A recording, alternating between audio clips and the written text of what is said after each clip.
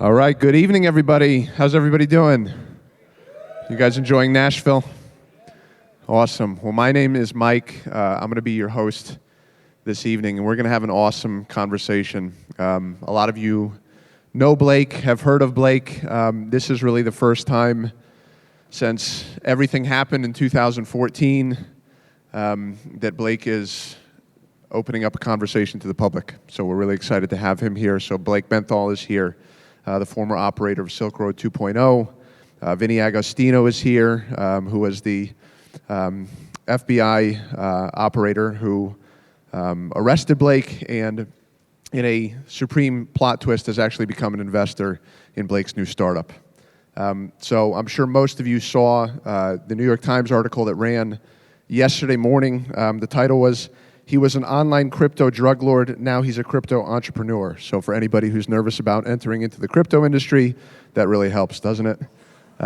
But we're so excited to have both of them here tonight, and really we're excited to have this conversation publicly.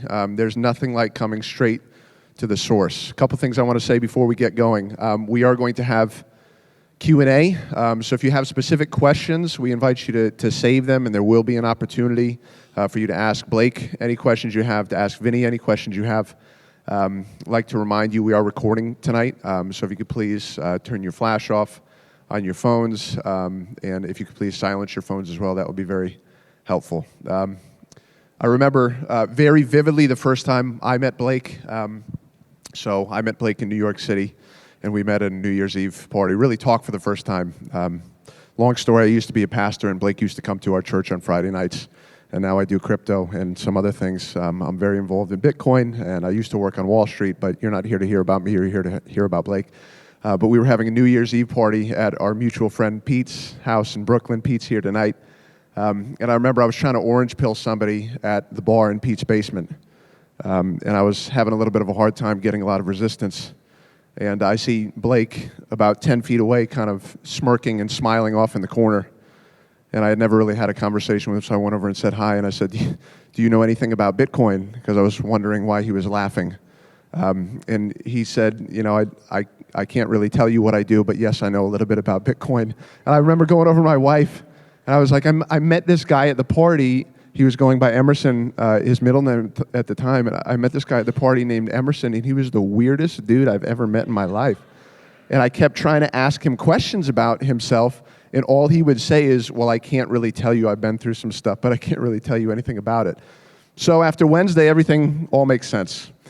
So without further ado, I'd like to invite up Blake Benthall. Let's give him a hand. And also Vincent D'Agostino, let's invite him up here. Come on up, gentlemen. Have a seat. Thank you. Wow. Yes, yes.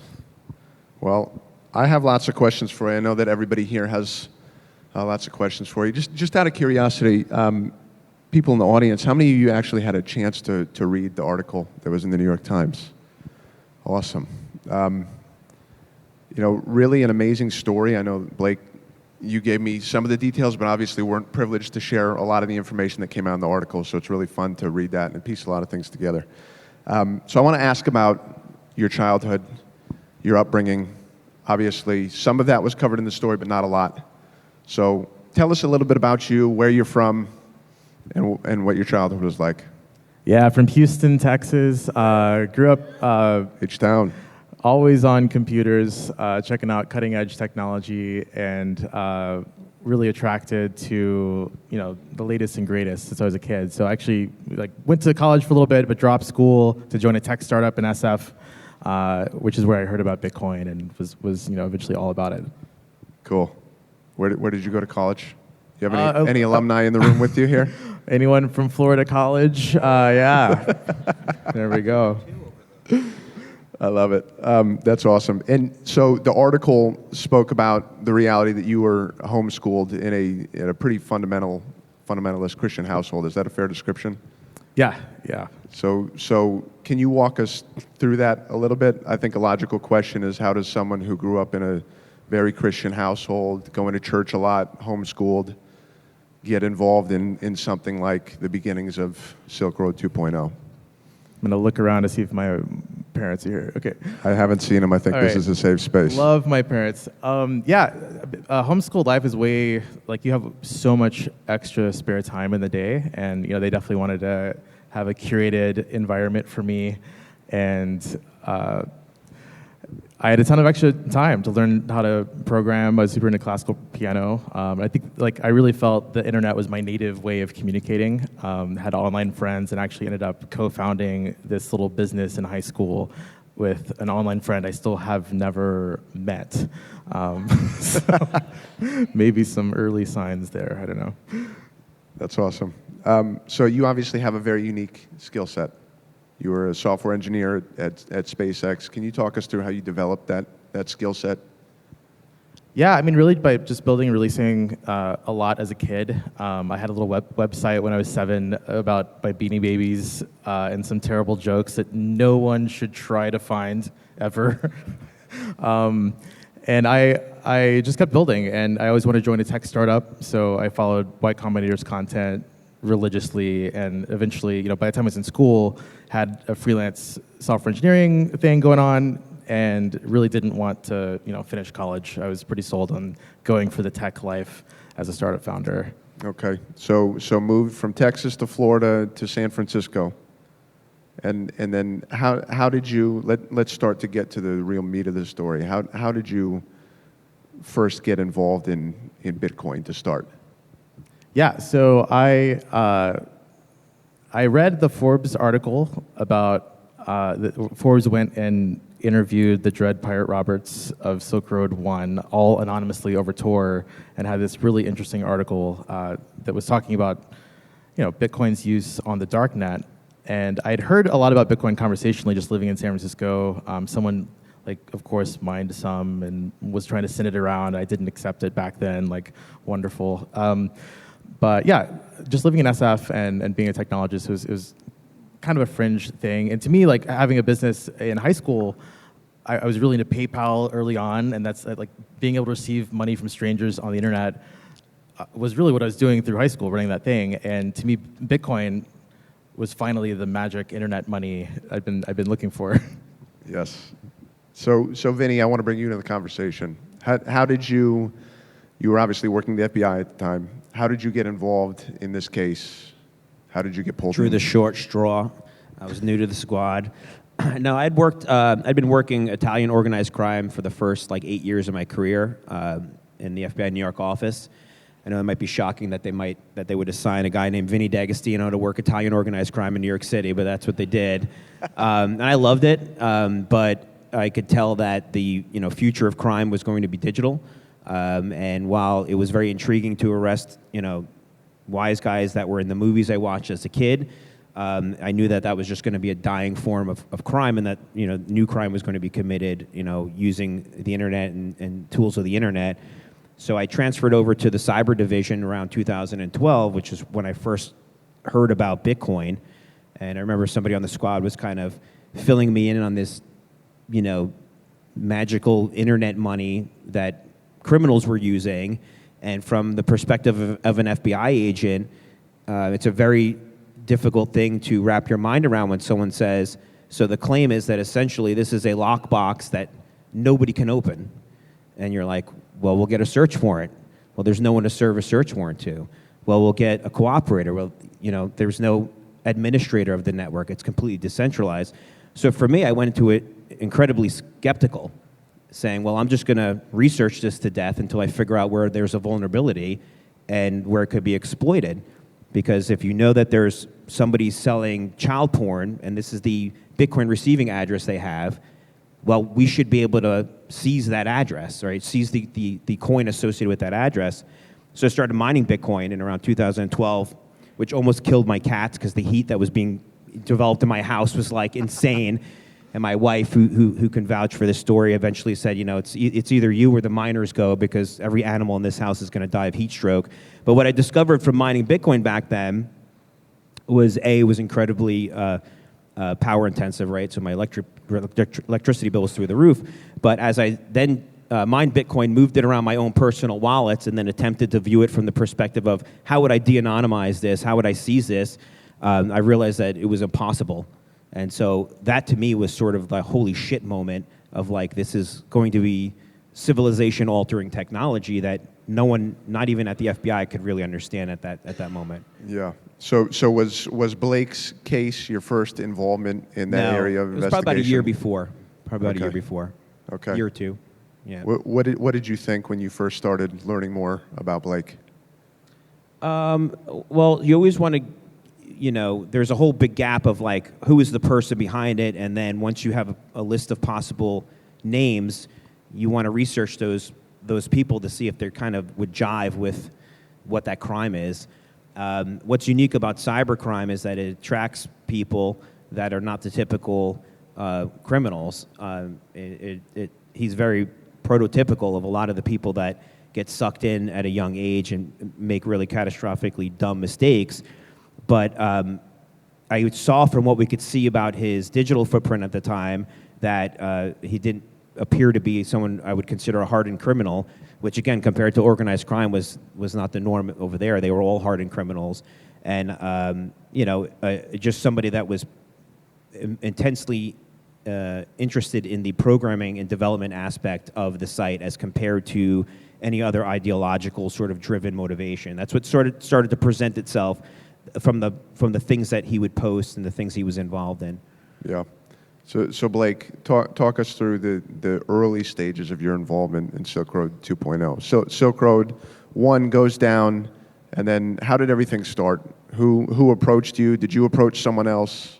Talk us through how that happened. Yeah, I'd heard about Silk Road in that article and was really curious about it, but was not really like a drug user, and it felt dangerous to access. So for whatever reasons, when I heard about Ross's arrest, I immediately had to check out the forums to see what this community was talking about. And it was fascinating. And I remember like the cultural moment we were in was the Breaking Bad like series finale had just happened days before. It was like this is the real thing. It was so interesting.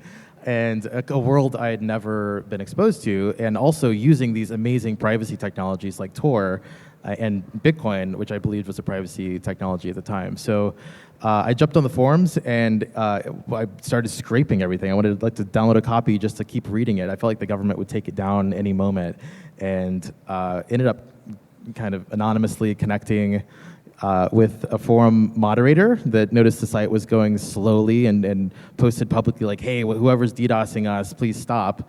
But nope, that was me saving a weird little archive of everything. And we got to talking, and eventually I got involved as the developer.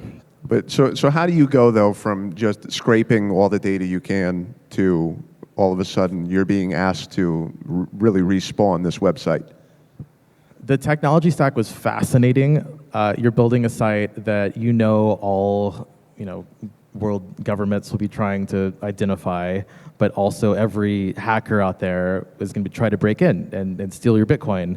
So the concept of throwing this thing together and actually getting it pin tested, where we had like some hackers test my prototype and make sure it was secure, just sounded like a real technical thrill to go through. And I was very curious about Bitcoin, and it initially was offered $50,000 worth of Bitcoin to quickly throw it together. So that was also compelling. So did you, when you first started, did you know that what you were engaging in was illegal? I was definitely aware. And what were the clues? What were the clues? Any recent news that might have tipped you off? Yeah.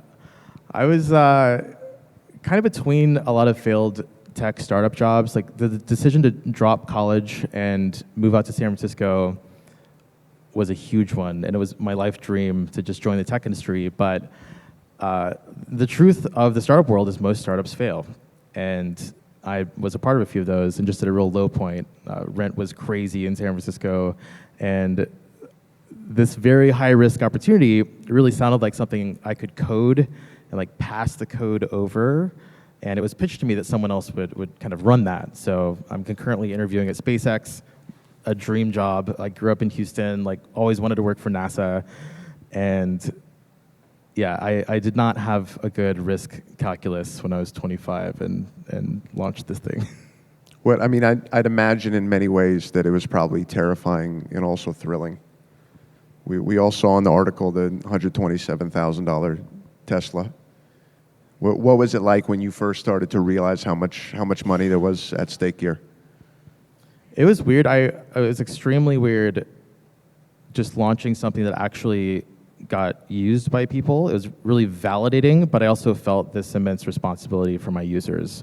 I was actually storing a ton of people's Bitcoin, which I'd never worked with before.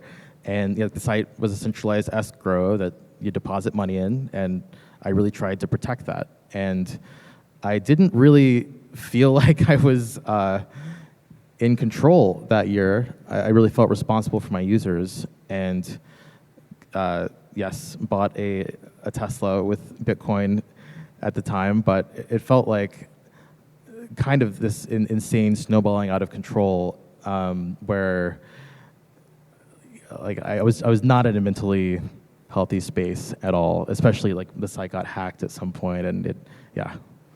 Yeah, tell us in your own words that story. You were at work one day at SpaceX, and then you realized that Silk Road got hacked for $2.7 million. What was that like? Yeah, I was really careful with my OPSEC, so I thought, keeping my actual real life separate from my day job at SpaceX.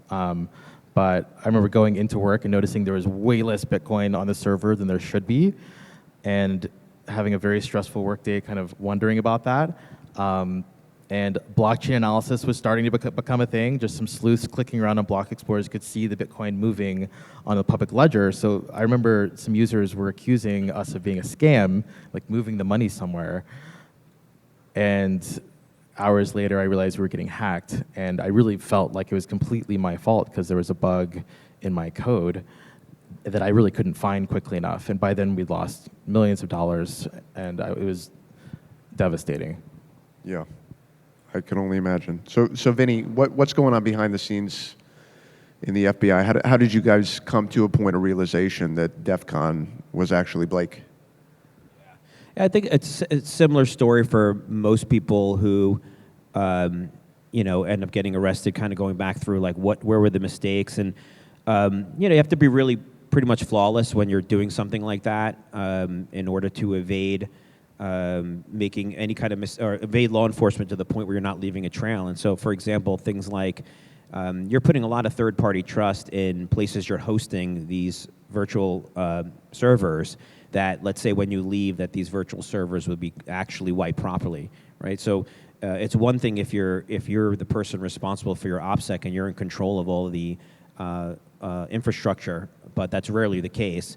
And so you have situations where you think servers have been destroyed and they're not, and the government can seize those servers and through digital forensic analysis pull out artifacts from the Slack space of those hard drives that may be fractions and portions of evidence, portions of a text file, portions of a wallet.dat file. And so all those things over time, when they add up, it's just a matter of time until one of those little pieces leads to an identity or something that gives attribution. And here's the thing, back in 2014, if you have a list of suspects based on, let's say, these little pieces of evidence that might not mean anything, and you have 10 people you're looking at, what are the odds that more than one is going to be into Bitcoin in 2013, 14, right? What are the odds that someone's going to be using Tor in 2013 or 14? So you go from a list of 10 to 1 very, very quickly, or at least you're going to be the first person. So those are things you just can't control, like, especially if you're active on social media. Whereas, drawing that analogy to traditional organized crime, they're not on social media. They don't have digital footprints. So that makes it a lot harder sometimes to catch those people because what they're doing in their private life is very, very private, whereas people who are committing cyber crime are typically pretty vocal online. So it's really hard to then go back and scrub the internet and destroy any reference of anything that may now, at the time, may have been completely innocuous. But in hindsight, if you're being looked at as a suspect, like I said, here's like 3 or 4 things you're talking about that all coincide with the operation of a site like this. That just means that we're probably on the right track. So behind the scenes, I think the pieces were starting to fall into place, that there were mistakes that were being made. that pointed in this person's direction, but certainly not enough to, it's not like a TV show. You don't just get a few pieces of information and go out and make an arrest. Plus, I think there was a intention on my part that when the arrest would be made, that there would be an attempt to talk to the person. Again, based on your question earlier about what did I see, when you're making an arrest as an FBI agent, you have to decide if there's any reason to see if that person would be willing to talk to you. There may not be. There may not be anything that they could. You may know everything, and they might not provide any value in that regard. And then you have to decide what is the probability of that person actually wanting to talk to you. And I felt like the odds were pretty good based on what I was seeing, that there was at least an opportunity during the time of that arrest, if it was done right, that there might be an opportunity to have a conversation about it instead of it being, arrest and then see you at trial a year later kind of thing. So Blake, Vinny, his team are starting to put pieces together. Was there any sign on your end that they were onto you?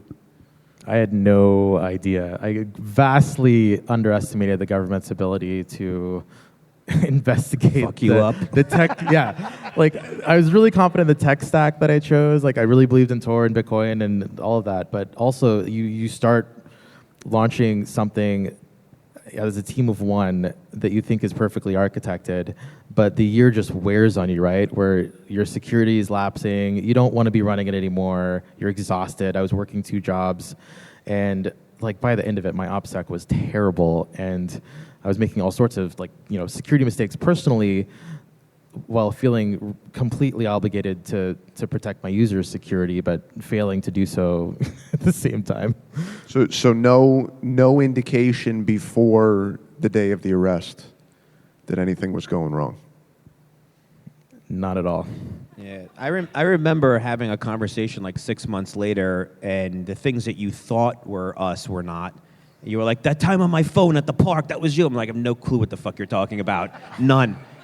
I definitely was retrospecting, oh wait, but what should have I noticed, right? Yeah. But I had no clue during that time. Yeah. So here's how the article in the New York Times describes the day of the arrest. It says, then on a November afternoon in 2014, as Blake pulled away from his house in his Tesla, 3 vehicles blocked him in. Federal agents emerged and put him under arrest. So what was going through your head? I thought I was about to get in a head-on collision initially. That was my first reaction. Very small, narrow street, and they were moving fast. But as soon as lights flip on, your life kind of stops. You know you're guilty. And you're already starting to do the math in your mind. Full adrenaline, right? Time stops for you, and you're like, what else could this be about, right? Like, they don't have the wrong person. That was terrifying. So, Vinny, you come face to face with Blake on the day of the arrest. What was your first thought when you laid eyes on him? Were you pissed at him? Did you feel sorry for him? We were there for probably about a week before, waiting for the right time to do it. And I was obviously in San Francisco. I'm from New York, so the car that they gave me, if I remember correctly, was like a minivan, like a Chrysler minivan. And we had gotten information, I forget how now at this point, but we had learned that I think you had friends in town that were heading into town, and you were maybe heading to Vegas. And I remember the prospect of trying to chase down a Tesla S in a Chrysler minivan crossed my mind, just how smoked I would get, and as I watch this guy just take off and just hope his battery runs out before he gets to God knows where. And I remember I called New York, and I was we were all just so tired, and I said, can we just do it now? It's it was a part of a much bigger takedown, so we had international. We had this was a global takedown. SR2 was the crown jewel of it, and because we had been going to The Hague once a month to work with international law enforcement there, the rule was that they could not effectuate their takedowns until we did ours, because if they started arresting people and seizing servers in Germany, word would spread very quickly. It always did, and we were afraid, obviously, that he would do the same or take off. So there was this intense pressure of like, can we go now? Can we go now? Can we go now? And every day we're like, wait another day, wait another day. So at that point, when he jumped in the Tesla, we got information he was about to leave, and I called New York and I asked permission to say, just let me do this now because we don't want to do it. And they said, yeah, do it. That's why we came flying down that street, because I didn't want you to leave that street, because I knew I was going to be no way I was going to catch you. So yeah, we did kind of cross you, and then as far as my emotion, there's no like feeling of animosity towards anybody I've ever arrested. It's just I understand that this is likely the worst day of their life, and so you try to take that into consideration. And it's just never been my strategy to be a hard ass, yelling and screaming, and it just doesn't get you anywhere. And so I approached it very much the same way. I mean, I know we had a gun in your face, but once we realized once it was clear that you just get a feeling from somebody's reaction from that, and even in the first 15, 20 seconds, and when you see the reaction is surprise, that's a good indication. And compliance, at least for that initial moment of like, yeah, I'll get out, put my hands up, hands behind the back. Then at that point, I think it just de-escalated very, very quickly, and until we walked back into the house. So what was that first conversation like inside the house from your perspective? And then Blake, I want to hear what was going through your head. Well, so from my side, it was about the presentation, right? So knowing that I was going to try to talk to this person and see if they were willing to talk to me, I want to make sure that they know that I'm coming from a position of strength, and that I didn't pick his name out of a hat, and that the case against him and the evidence against him was strong. So there are ways to do that directly and ways to do that indirectly. One of the ways I did that indirectly was knowing that once he left the house, the door was locked, and that when we went back up to the door to get back in, and he said, you can't get in, the door's locked, I knew the code and just opened his door, right? And so that sends a very powerful message that, this isn't like a surprise arrest on our part. So he's like, oh, okay. You kind of get to one of those, like, oh, okay, like you're in my house now. And so then I think once we went inside, it was myself and another agent from HSI who was doing all the undercover work. And the rest of the agents went in to start the search warrant part of it, but that's a private conversation you're not having around 15 agents, because again, logically, this person doesn't know who these people are. You don't want to approach them with that when they're in front of other people. So we went into the bedroom area, and then I think we uncuffed you, and we just said, okay, we know this is a surprise, and hear us out. Don't say anything, just hear us out. And then I slowly started to disclose some of the pieces of evidence we had, which to me was was a risk on my part, because you have to understand legally, anything you present to somebody you're arresting, the sooner you present it to them, the more time they have to figure out a bullshit reason around there. Like if I say, I know you were at Susie Smith's house on the 5th, well, now he knows that that's important to me, so he can go out and create a fake alibi proving he wasn't at Susie Smith's house. So usually the way it works is you wait until a trial and there's discovery, and you exchange information and pieces of evidence to disclose that. So I'm putting myself out by sharing some critical pieces of evidence with him in an attempt to get him to understand that, at least to put the question in his mind aside of, is this legit? Is this case strong? How screwed am I? I wanted him to have no doubt how screwed he was. And then if he decides not to talk to me, it's fine. But I wanted to make that point clear, and I think I did that through dropping certain pieces of evidence before you even said a word. Was your room clean? Your mom wanted me to ask that. She's not here, so you can tell the truth. It was clean. It was a clean room? Not physically, but Yeah. there was some Thumb hard drives and- around. Yeah, tons of evidence, but it was clean. Yeah. Mom that taught me how to make my particular bed, though, and it was good. Yeah. So what else was happening in your head as Vinny is talking to you? I mean, you're like 5 minutes have passed, 10, like a very short period of time had passed since a normal day, and then you're handcuffed in your bedroom with 2 agents in trying to act completely normal and not admit to anything, and you're like mentally running around the room with your eyes like, what hard drives are here? What, like, I've really kept security solid. Like, my passwords are awesome, but this was my $5 wrench attack. Like, this is the moment where, you know, it's a nation state I'm up against that I did not expect would figure this out. And I didn't sign up for this. I knew, I always told myself I'd go down with the ship. I like really cared about the site at the time. And at that point, I just resigned to like, I have gone down with the ship. Like, my time trying to protect my users' money is gone. Like, if they're here, they have all the servers. And what's the right thing to do in this situation for me and my family? It was starting to connect like the whole collateral damage that was unfolding upon my whole community. And I felt like I died. Like, it felt like the end of every bit of life that I had ever known. So the article didn't mention this, but after you got arrested, you got taken to Oakland, and then you were in solitary confinement for 2 weeks. What was that 2 weeks like? I mean, solitary confinement,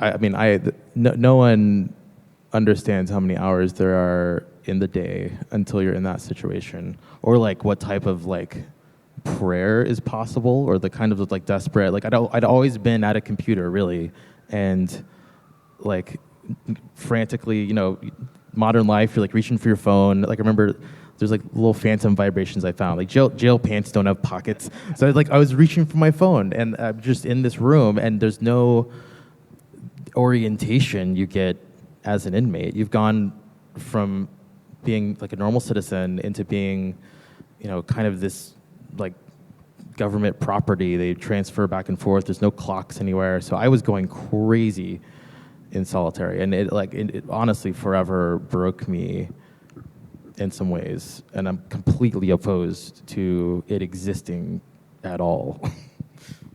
So after solitary, you got moved to Queens. And then, Vinny, talk us through how this opportunity for redemption came up. Why did Blake get a shot at something other than a very long prison sentence when other people don't get that opportunity? Yeah, and that's like a key part to this whole story that I think a lot of people miss, is that you have to, when you get arrested, I feel like I'm giving advice to you as if you're going to be arrested. If you end up in that unfortunate circumstance, you must understand that your value, there's a lot of time that goes into investigating cases, hundreds of thousands of hours, especially federally from the FBI perspective, right? So if there are any gaps that you can fill in, that's sort of your time to fill those gaps in. Trying to do that, 2 years later, that those gaps might not be important anymore, and they might have been filled anyway without you. So that's the calculus that has to go into that decision. And so I think having had that conversation at the house, and there was an understanding that, okay, I'm going to acknowledge this, I'm going to take ownership for this, and then, what questions do you have, what gaps do you have in terms of what you need to know, and providing it, that information early on, and then rejoining him after, being moved from Oakland to Queens, and then restarting that conversation, saying, okay, well, this is part of like a marathon now. This is not just like the movies where it's like, man, he flipped state's evidence, and he felt like it doesn't work that way. Like, there's a huge faith you're putting in the process that if you go this route and you start working this off and trying to fix this, that there's a chance you might get less time. A chance. The judge is not obligated in the slightest. And I've had cooperators that have done things for years and then messed up royally in their final couple of years of trying to work this off, and they get the same sentence they would have gotten 5 or 6 years earlier. So there's a real risk there, and you have to have a lot of faith in yourself that you're going to be able to, abide by the restrictions that the government's going to say. You're putting your life on hold, and you're going to, help fix this, and at the expense of advancing your life for the next whatever years it is. So that to me was sort of like the more that Blake showed that, then the more deserving of that opportunity to say, well, then, if he isn't eligible to get this break, then who would be, right? Then if the idea is just lock him up and throw him away forever, then what's the societal value of any of this? So step one is acknowledgement of I effed up big time. Step two is what can I do to try to fix this? And it's not just words. It's a lot of blood, sweat, and tears that goes into that. So that to me, I think, is what the answer to your question is. Yeah. Blake, when did you tell your parents? How did you talk to your parents? What did you tell your parents? That was at night. I was hours into my arrest experience, my life ending, and frantically shifting into what would become like a hackathon for my life. Convincing them that I shouldn't sit in jail for the rest of my life and could provide some value with a skill set, not with anyone that I could even turn in. The privacy technologies, I didn't know any of my staff members. A lot of the privacy was completely there. So I asked to call my mom, and then they told me, your parents already know. Their house was also raided, and I died a second time inside. That was so brutal. And still called them, and they were incredibly encouraging, and I held on to that conversation for the next few weeks, because they just never abandoned me. Yeah, I remember that was that give and take where we don't have to let anybody at that moment. You're not entitled to make phone calls, especially if you're making a phone call to your mom, but really you're actually warning somebody to just start destroying evidence, and that happens, right? Someone says, "Hey, Mom, I'm in trouble," and they're smashing computers in the background. So it was a risk on our part to let them do it, but again, it's okay, you've given a little bit, and now we're going to give a little bit back on things that we don't have to do, that we're going to do, and you're doing things you don't have to do, but you're going to do, and that's where that trust slowly starts to build. But yeah, I'll never forget you in the back of the house making that phone call. You're like, "Hey, Mom." I was like, I think he needs some privacy. This is going to be a long conversation. So we're going to fast forward just a little bit for the sake of time. But Vinny, describe this transition for me. You go from federal agent arresting Blake to an investor in his startup. So when did you leave the FBI? And then obviously you and Blake kept in touch, but how did you come full circle back to, number one, knowing what Blake was up to, but number two, believing in him so much that you were willing to become an investor? Gradually, like anything else strange, when people say, how does it go from here to here? It's always, a gradual kind of thing. I left the FBI in 2015. And so at that point, I wanted to make sure Blake was in good hands there and continued to do what he could. And luckily, he had a really solid group of agents that understood his value and his skill set. And so we kept in touch, off and on. Sometimes it might be a year that we didn't talk, and sometimes it might be, several times, a month that we talked. And then it was just such a long journey for him that I just understood that, this is what it's going to be for the next years and years and years. I always thought in my mind, this is going to be a 7 to 10 year thing for him. So as I got closer towards that 10-year mark, and as things started to wind down a bit, I think that's when the discussions started to happen, which was, what are you going to do with the rest of your life? So like now you've been on pause for a decade. You don't have a traditional resume by any stretch of the imagination. It's going to be difficult for you to go out and talk to people and explain this. Nobody's going to believe it. And so as ideas would come up, he would say, hey, what about this or what about that? It was always fun conversations to talk about things that could be built. And for me, being sort of, a Bitcoin true believer and understanding the value of having tools built around identifying people who claim to have custody of Bitcoin, right? The whole FTX debacle was sickening. Those things shouldn't happen. And the idea that we can rely on, the SEC to provide those tools to make sure that when someone like SBF claims that they're in possession of X amount of Bitcoin, that he actually has custody and control of that, was an epic fail. And people lost tons of money because of it. And as we all know, it sets back the Bitcoin movement, years sometimes, because you have to deal with those questions for the next 2 years. Didn't Bitcoin, didn't they steal Bitcoin? And you're like, yeah, it's not, Bitcoin is not FTX. They're completely separate things. And so when I have someone here who I believe is, a very gifted developer who's also interested in this thing that I think is going to change the course of humanity and is looking to design tools that empower individual users to make sure they don't get rugged, then to me, I just look at that like, what are the odds that all these things are coming together like that? And so, I understand how people can be not for it or skeptical, even people I used to work with. But that's okay. It's a personal decision for me to say, I think this person deserves a second chance, and B, I have confidence in the skill set that this person brings, and C, it happens to be something I'm deeply passionate about, which is Bitcoin. So for me, I was like, I'm not going to overlook those three things, and for me, it was a worthwhile risk to to pursue that and say, hey, you think you're good, I think you're good, but fucking prove it now. And that's the way I look at it. And so I think there's not a single person on this planet that has greater motivation to make this work than Blake does. That's awesome. And just so everybody knows, we're going to talk about FathomX a lot more a little later tonight. But Blake, I want to ask you this. It's been 10 years. You've been totally off the map. Why go public with your story now? Why this specific moment? It's been brutal keeping all of this private for nearly a decade, especially on family. And it's just not a natural state to live in. And I'm really thrilled to finally be able to push forward with life.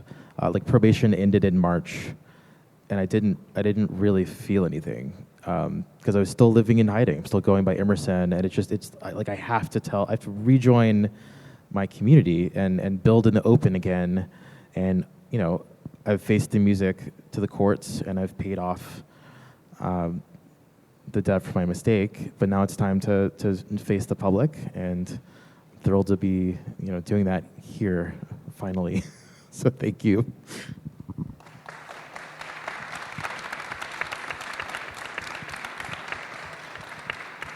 Vinny, what do you hope that people learn from Blake's story? There's always choices that can be made. Those choices, for good, bad, or otherwise, can define you and can alter the trajectory of your life dramatically. And, I look at it as someone who made bad choices, and then, of course, I'm biased, followed them by some very difficult good choices. And I think for people like that, especially in this ridiculous cancel culture world we live in, we should be open to providing second chances to people who position themselves to be worthy of that. And that's the takeaway for me personally when I have people that in my former life that might give me shit. That's for them to decide about them and how they handle themselves. But I look at it like that this is something that is a redemption story for someone that can turn around and not be defined by probably this 1 year of their life that they did something incredibly stupid. And it's possible to eclipse that with doing good, and that's what I would like people to take away from it. So. Awesome. All right, well, let's open it up for Q&A. We're going to do some Q&A now, and then Blake and I are going to have kind of a more focused and shorter conversation specifically about what he's doing and what he's building at FathomX. So if you have a question, raise your hand. I think, John, are you the one with the microphone? So this is John over here. He'll come and find you with a mic. And I know from the article that Vinny and Blake like to do karaoke together. So if you want to throw out a song request, we'll just see how that goes. Hi, Blake. Can you can hear me, right? I think I can hear myself in the monitor. Vinny, this is for you. I know Blake. Blake was my former housemate. Should I duck? No, you shouldn't. This is for you. I'm curious when what evidence actually made it so that you're like, all right, we have Blake, this is done deal, we're going to go pursue him at this point, where it went from kind of solid to like, this is absolutely solid. Yeah. One non-scientific piece of evidence, I swear to God, this is true. The first time I went out to San Francisco and I drove by your house, you had a fucking pirate ship in the window of your living room. And I was like, he's fucking with us. He's totally fucking with us. Did it? Yeah. Oh, I think I learned that after. It came with the house, he said. Bad move. Should have been the first thing in the trash when you started this nonsense. Like anything related to pirates or boats, you should have trashed. So that was a non-scientific thing. No, there was an artifact recovered from a hard drive that he thought was deleted. That was a chat conversation between him and I think it was DPR2.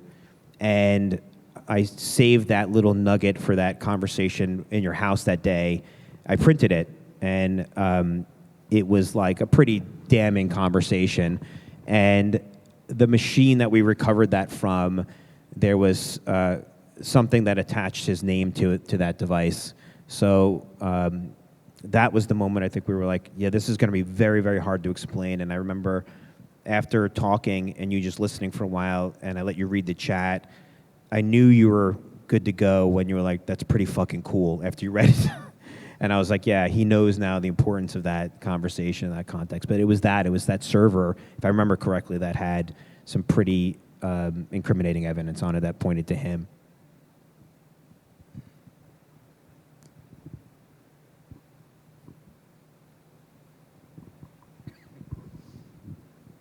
All right.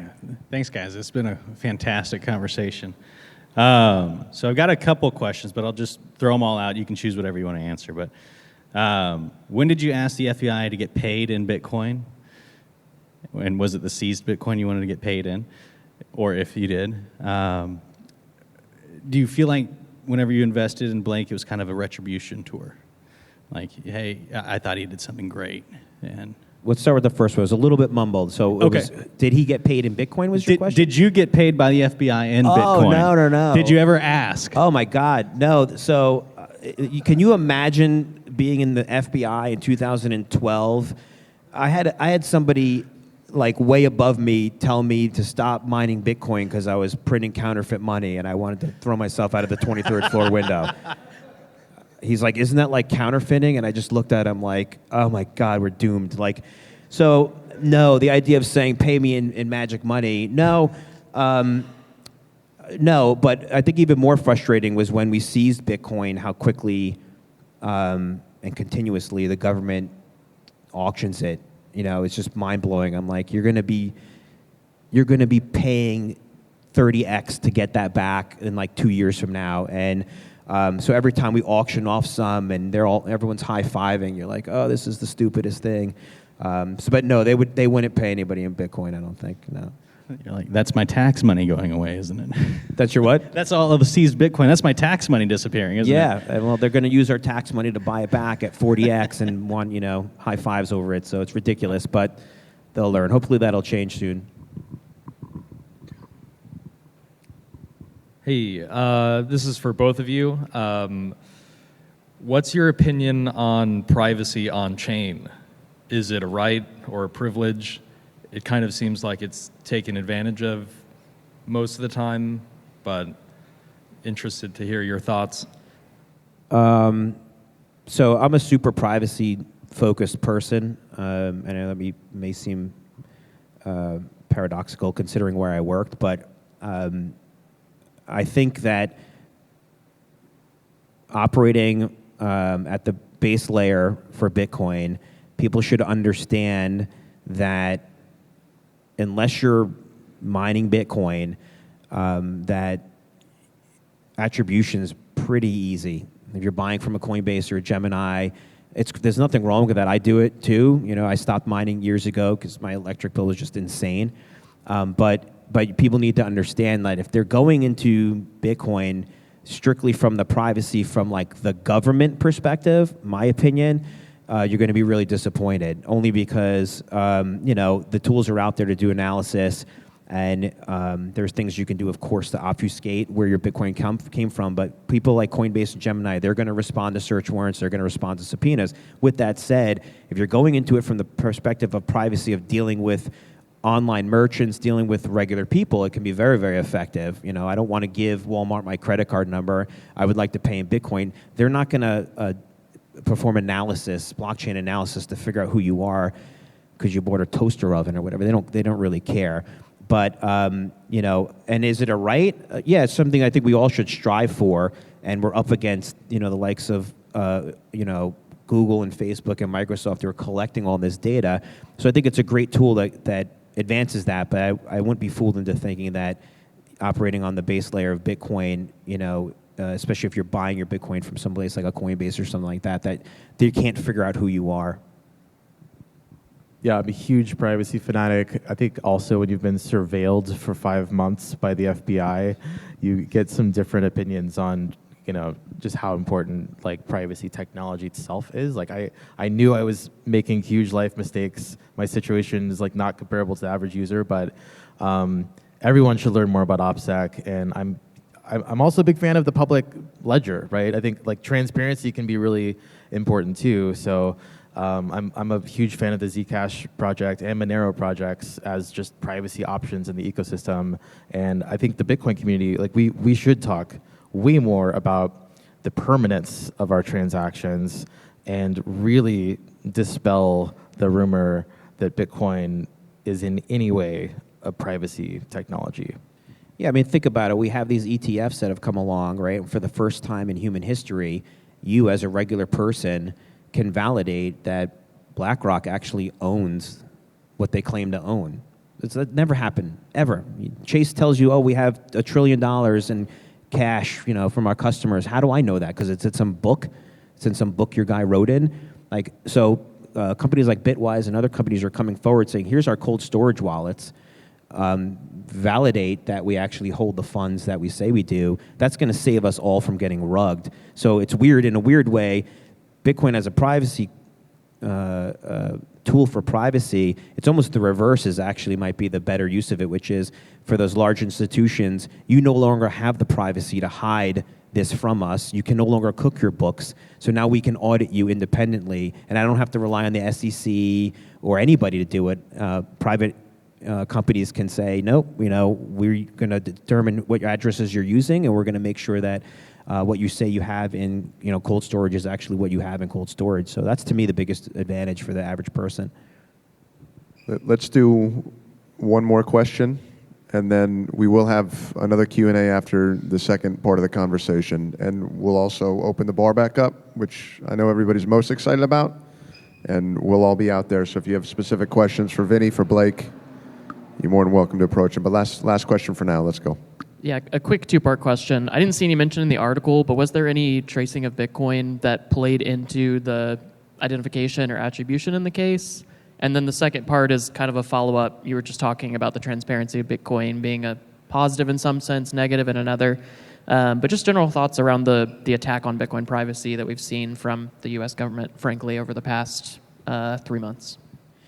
Yeah, so I don't know if it played a role before. Anytime, again, Bitcoin can provide layers of privacy until it doesn't. And then when it doesn't, it's really not private, right? So when you're arrested and you have a private wallet, every single transaction now is there. There is no difficulty in around that. Now, it may be difficult to get to that point, but once you get to that point, unlike cash and other things, it's completely devastating evidence. Like at trials, you're not trying to put witnesses up to say, he had $100,000 in cash, and he gave me $20,000, and he gave me $15,000, and jury's like, I don't know if I believe this person. Once you have this listed on a blockchain, and you have an expert testify and say, this is it, it's immutable, there is no messing around with this blockchain. This was recovered on his laptop on that date. It coincides with when he said these transactions were going to happen, and here they are on the blockchain, and they will be there forever. You've just now cooked your own goose, at that point. So, and as far as the attack on privacy, how do I say this? It's like in the government, it's like being mad at a tiger for for eating a gazelle. the whole point of this is that Bitcoin, for the first time ever, allows us to separate government from our money. If it was around when the Constitution was written, it would have been 100% incorporated into the Bill of Rights. It didn't, and so the Founding Fathers found creative ways to separate the government from the individual and put protections in place for the citizens so that if the government went tyrannical, it would be very difficult, right? It does that by decentralization. It does that by separation of powers. And Bitcoin operates in a very similar way. So, this isn't a bash on any particular government. This is just what governments do. And so our goal should be, as an evolving civilization, it should be to develop tools and use technology to find ways to separate and minimize the need for that in the future. And that's what Bitcoin does. And that's why, for me, being in that machinery and seeing how it works and seeing something, it's like seeing an indestructible car for the first time and, saying, how is this possible that I can smash it, I can drop it, I can throw it against the wall, I can drop it off a building. And seeing something like that even with the powers that the U.S. government has, that if done properly, cannot be corrupted. The blockchain cannot be corrupted by the U.S. government. To me, that is something that is the reason why it's so very special. So we shouldn't be focused on why the tiger is being a tiger. That's what it is. We should be focusing on advancing technologies like Bitcoin so that tiger doesn't have an opportunity. It can bite all it wants, but it's steel now, and tiger can't eat steel kind of analogy. So that's the way I look at it. Awesome. All right, let's give a big hand to Vinny D'Agostino. You're awesome. Vinny's going to hop off stage, and then Blake and I are going to continue the conversation. Thanks, Vinny. You're awesome, man. All right, so we're going to talk specifically now about FathomX. So I know you all are here in part because you're curious, what is FathomX and what is Blake up to now? So let's get into it. I was with you at Consensus last year, Mainnet in 2022. So I've heard your pitch. I've heard your pitch evolve over time. I've seen the interest that you get right off the bat from people who know zero about your background as of 2 years ago. So tell us about FathomX. Why is it important? Why did you start this new company? Yeah, I think it's still way too easy to scam in the entire cryptocurrency industry. And we're at a Bitcoin event. We're big believers in Bitcoin, but the reputation that cryptocurrency has right now is terrible, and that cascades over to us. So I think an industry-wide focus on de-risking just really needs to be happening. And thankfully, we're using technologies that really provide for an unprecedented level of transparency. So FathomX is all about a business proving that they really have the assets they say they have, and proving that they can still access them, that they haven't lost the private keys. So in a nutshell, we're trying to make it impossible to scam in the crypto industry. Can you talk about the benefit for the individual user, their ability to see their own footprint, to see how transparent or not transparent their transactions really are? Yeah, so there's a lot of blockchain analysis happening. Anyone who uses an exchange or is a counterparty to any transaction, you receive Bitcoin, you send Bitcoin or any cryptocurrency, banks, governments, and exchanges have access to these powerful tracing tools that individuals cannot afford. And there's all these proprietary data sets that they use that consumers currently have no right to really see.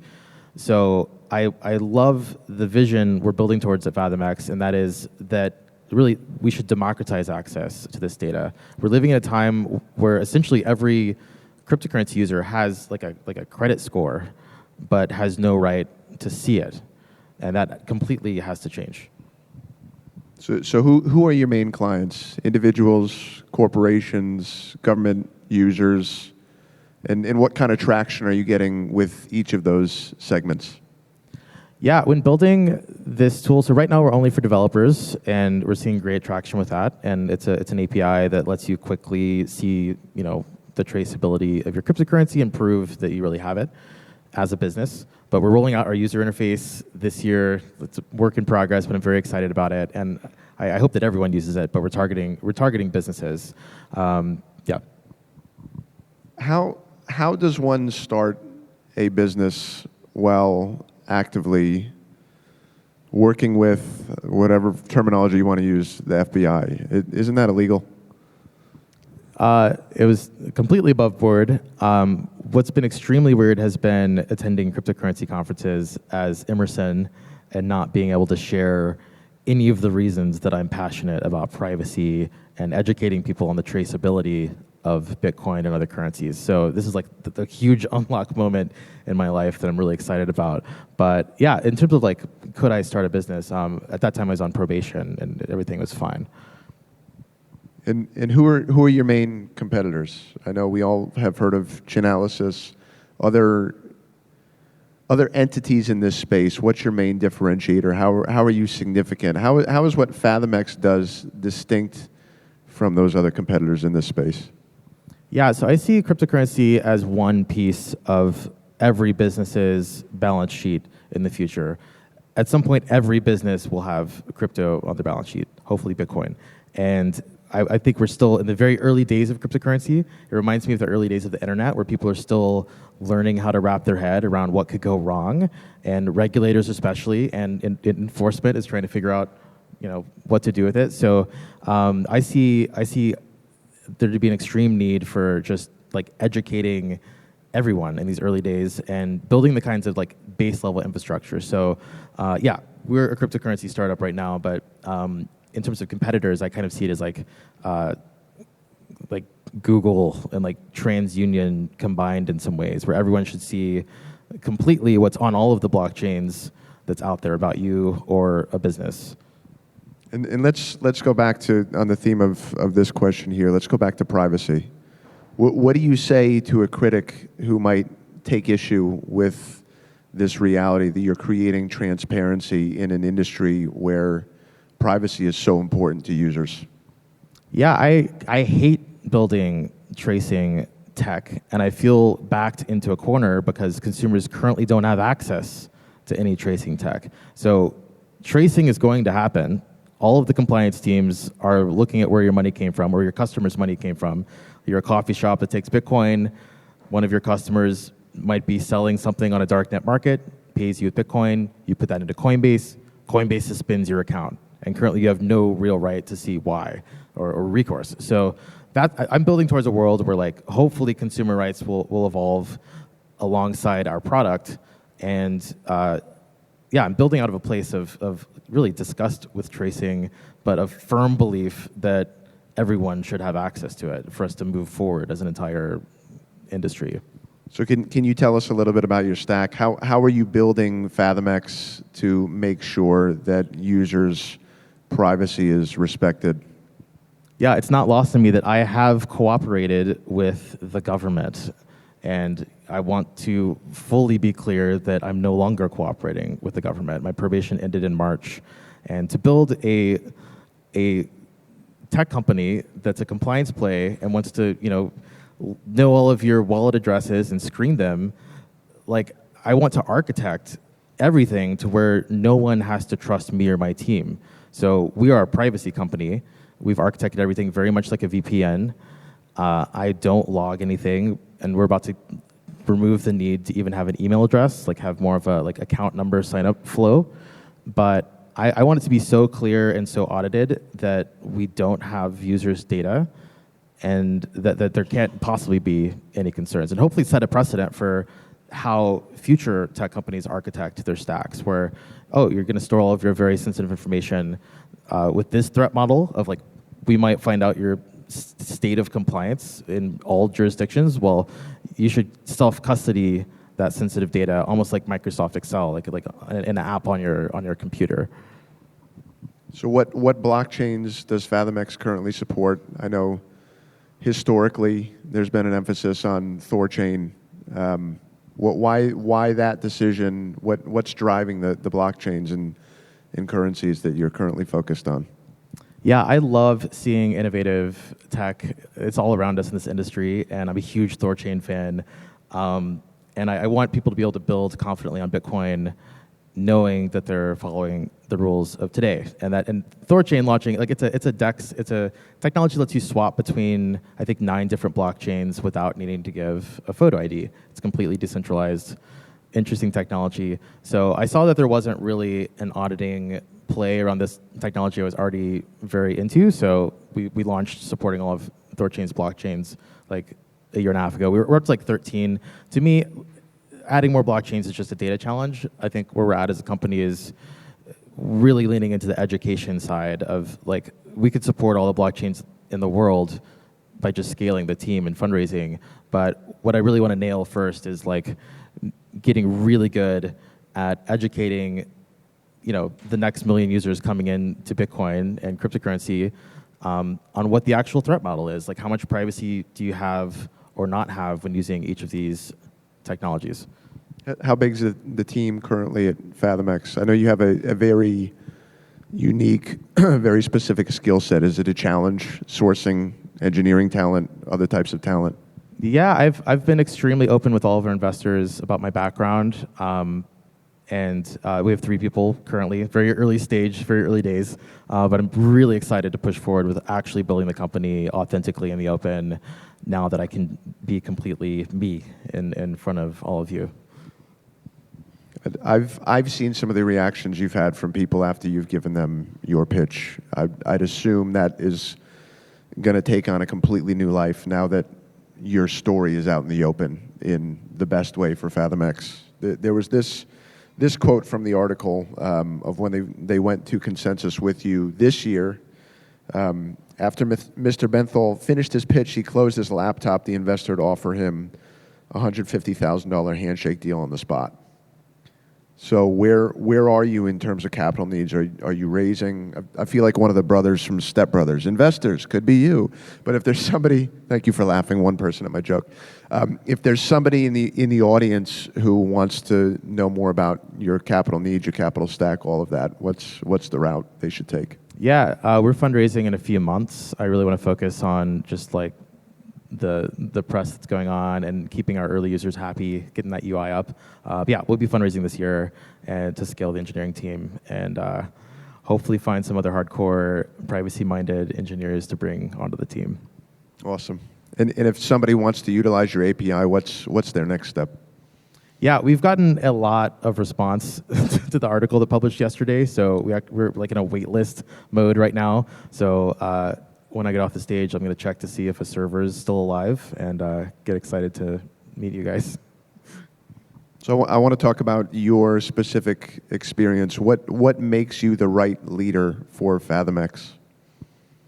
Yeah, I've been in cryptocurrency for over 10 years at this point, and I really believe that when someone's personally experienced blockchain analysis and surveillance and has also personally experienced compliance and has seen what's actually needed kind of on the other side of the fence and what the government actually cares about in terms of, I can't attest to know everything they care about, but I've seen a lot over the past 10 years. So I believe I have immense founder market fit to build in the democratizing access to blockchain analysis space.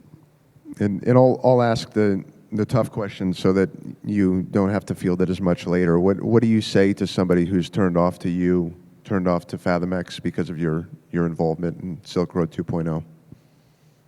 Yeah, I mean, a lot of people will be uncomfortable with me for the rest of my life, and that's just a reality. And I just am very excited to push forward in life and build in the open. Like I dropped college and moved to San Francisco to do. It's like to push good things into the world and let the next 10 years be my reputation.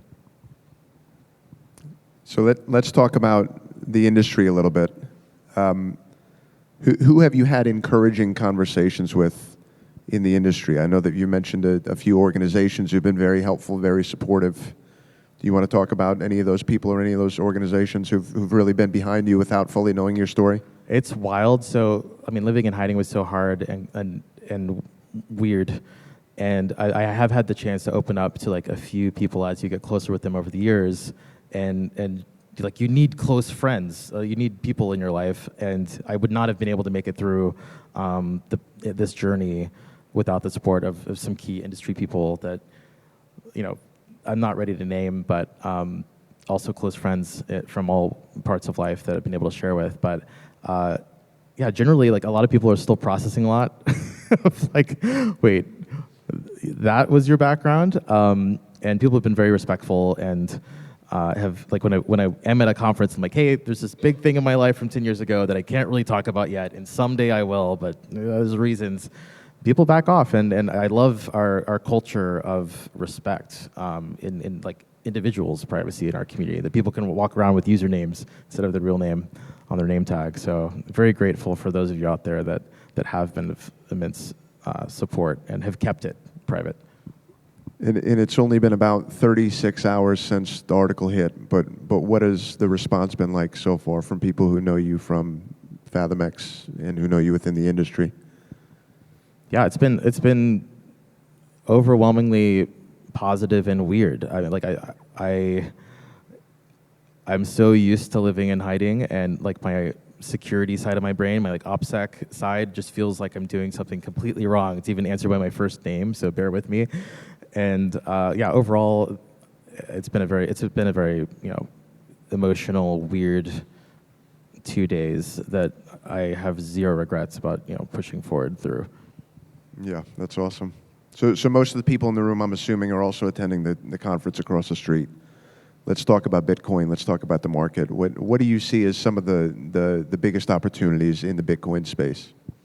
It's still so hard to spend and use Bitcoin transactionally. Like that's what got me into it, and it's still my favorite use case is being able to buy and sell things directly with the currency. And to me, there's something very evangelical about that. Sure, like stack your sats, but also every time you spend a currency, you're evangelizing for our entire industry, and you're bringing people and merchants into our ecosystem. So the biggest need I see in Bitcoin is we need to be using it. We need to be living off of it. We need to be crypto native, and it won't be this hard to be crypto native. That's the ultimate user experience challenge that we're completely missing as an industry still. What do you, anything in particular that you feel like the Bitcoin community is missing in terms of the way that we're pursuing regulation, or at least a proper or appropriate regulatory framework? Obviously, you have politicians, not to name names, but Elizabeth Warren, Gary Gensler, who are constantly have their talking points, and we've just refuted the talking point that crypto is some obtuse payment mechanism that is impossible to track. What do you think is necessary from a regulatory standpoint to have a proper framework in place so that we can really see good traction? Yeah, I don't want the most talented builders around the world to be afraid of visiting America due to the climate here. And I think we're really in a dangerous moment for the regulatory side of cryptocurrency. So in my personal life, opening my mind to engaging with my government and helping educate my government paid off as a windfall. Like I'm actually okay and I've made it through. And just overall with the industry, I really encourage people to sure, get angry over potential regulations and the state of things today, but also like try to get more collaborative with regulators, but also enforcers. Technology is moving so fast, and like in cryptocurrency and in AI, we tend to get really frustrated and rant about it. But there are so many opportunities to engage local, state, and federal government and educate them. There are things that you can do to help push the industry forward. Every single person can. So I want to ask you about the potential for FathomX.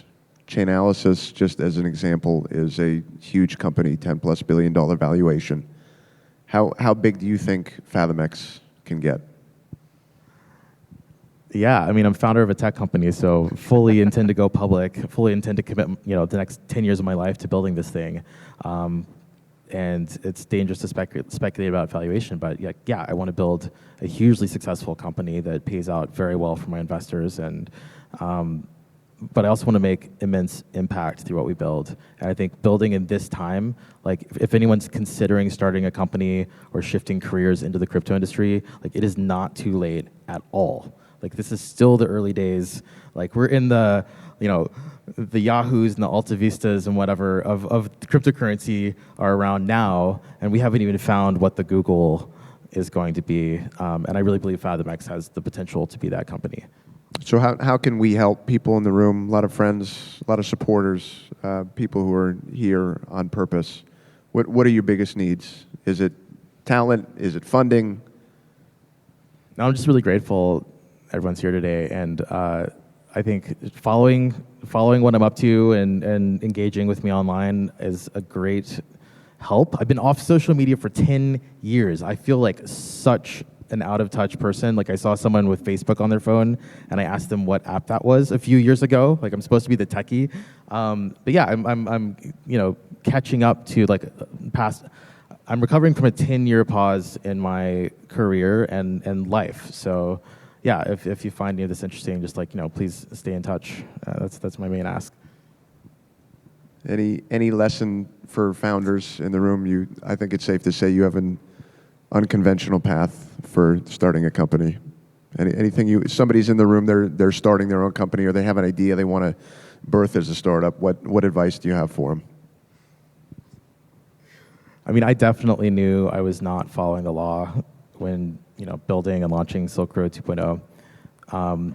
We have that adage in tech to move fast and break things that does not work in fintech. Like you really have to be aware of the laws in this space, in your jurisdiction. It's very complicated. So I just really encourage everyone building, especially in Bitcoin, to really do the research and talk to an attorney and stay above board throughout it. It benefits the entire ecosystem for less. For people to be compliant, for us to improve our reputation as an industry. Like we're not an industry of scams. We're an industry that's extremely innovative and working with cutting edge tech and human rights concepps. Best ways to stay in touch. Follow you on X, Emersonian, fathomx.com. Anything else you want to leave us with? FathomX.com. We've got a wait list up. Would love to have your feedback on our early product as we roll it out this year. And yeah, feel free to like and subscribe, as people say these days. And yeah, just very. And I'm in a very grateful place tonight. So yeah, thank you for being here. Awesome. All right, let's do Q&A. If there are questions you have from the last session, feel free to ask them. Would love to have this more focused on FathomX, but you're going to do what you do, so let's hear it. Hey, what's your Twitter or your X again? Can you say that again? His handle? Yeah. It's at Emersonian, right, with a 0 instead of an O, because nothing can be straightforward with you. Yeah, a lot of names have been taken over the past 10 years. So my name on X is Emerson with an IAN at the end and a 0 for the O. Yeah, someone will fix that someday, I'm sure. Do you want another question? I feel like that was not a real one. That wasn't a real question. Yeah. So I'm not in crypto. I like crypto. I invest. And I work with a lot of older folks who, and I say older, like actually 65 to 90. And the reason why I'm here is because my 75-year-old client is into crypto, and I help her with the tech. She understands it to a point, but she is obsessively concerned with privacy. So I guess I was curious from the standpoint, I know you're not really there yet on the UI, but how are you going to make it comprehensible and understandable for a 75-year-old woman? Yeah, that's a great question. Across our industry, usability is still such a problem, and the user interface primitives of just concepts all builders here have rallied around to make all of our apps more understandable are just not there yet. I talked to a lot of crypto scam victims that want help from FathomX, and the vast majority of them are in that demographic, so I would encourage them to be very careful. But the usability story is not great, and including at my early stage tech company, we really just have a developer API right now, and are releasing a user interface for businesses to use. So I would love to be at that point, probably 2 years from now, where we've got a great simple interface for most individual users to use. But yeah, I would just encourage them to be very careful. There are a ton of rug pulls out there, and you can fully believe that you're interacting with a major exchange or a very reputable entity the whole time. The scammers are very good at this stuff, so just be careful.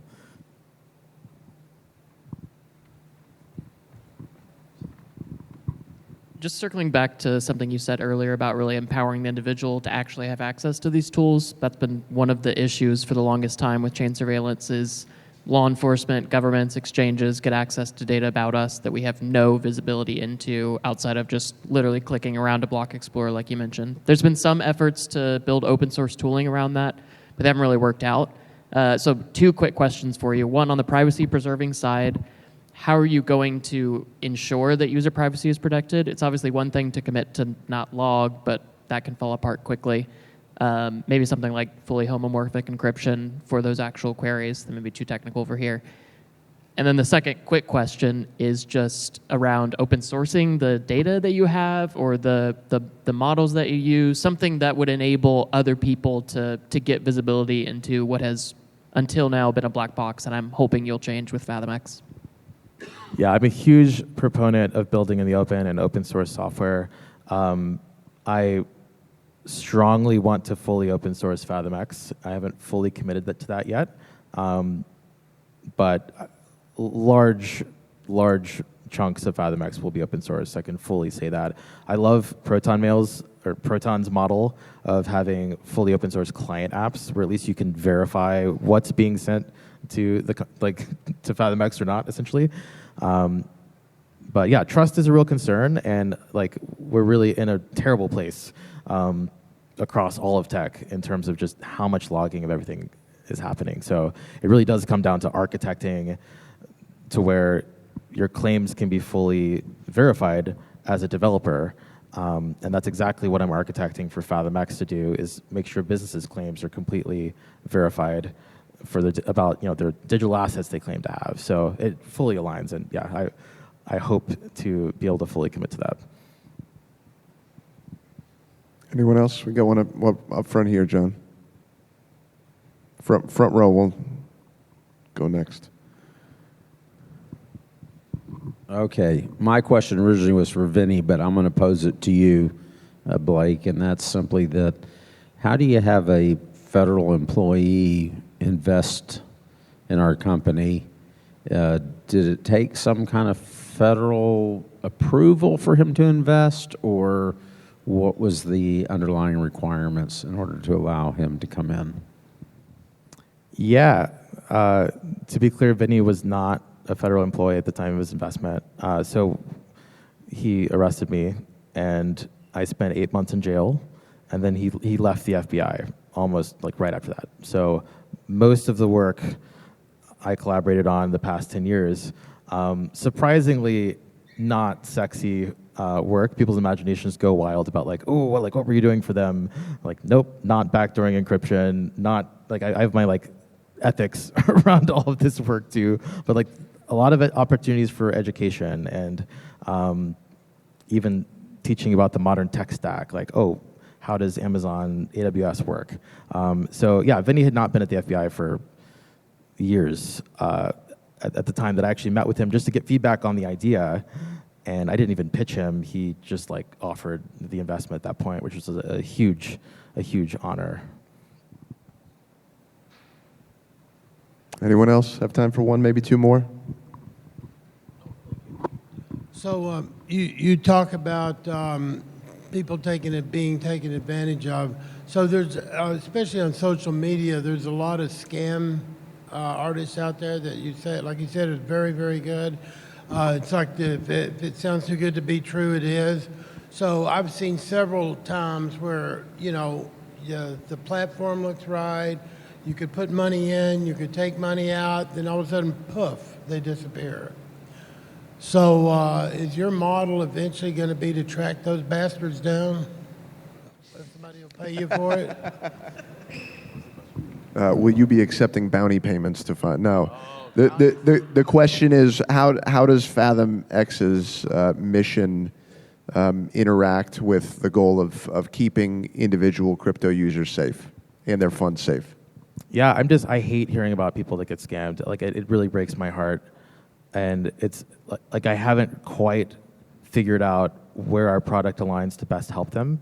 What we've been able to do so far is see where the money went to the best extent possible and really package all of the data in a nice report where when they report the problem to law enforcement, they're reporting it to the right agencies and including the information that I know will removes the need for a bunch of follow-up interviews where people are copy and pasting wallet addresses and transaction IDs and all of that stuff. But it is a really big problem, and generally the litmus test of if it sounds too good to be true, it probably is, still completely applies in cryptocurrency. And I would encourage people to bounce investment opportunities like that off of their most tech-savvy friends and community.